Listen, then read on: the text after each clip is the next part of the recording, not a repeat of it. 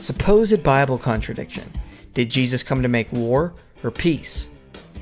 Many atheists cite Matthew 10:34 to claim Jesus wanted his followers to be violent against people who oppose the gospel. However, there are several other places where Jesus encourages peace and his followers to withhold violence in the face of persecution. So do we have a contradiction? Well, it would help if we actually focus on what this passage is telling us.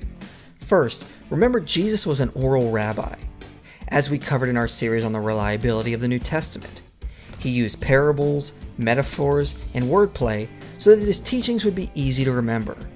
So obviously he is not always being literal, which is why we need to study the context to understand the meaning of specific passages. Second, Jesus never encourages anyone, ever, to pick up a sword and kill those who oppose the gospel. We need to distinguish between the commands of Christ and the results of Christ's commands. He commanded people to follow him and believe in him only. When his followers did this, the world would hate them and persecute them for it.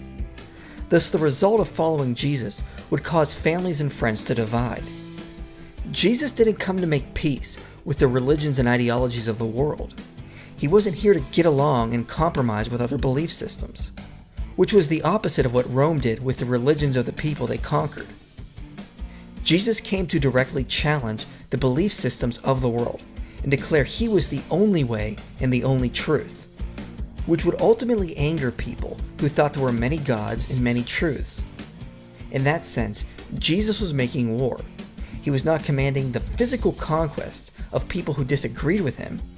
His war was fought over hearts and minds. As scholar Leon Morris said, "The peace he came to bring is not simply the absence of strife. It is a peace that means the overcoming of sin and the bringing in of the salvation of God. And that means war with evil, and accordingly hostility against those who support the ways of wrong." So it is that Jesus says that, far from peace, he comes to bring a sword, that is, conflict.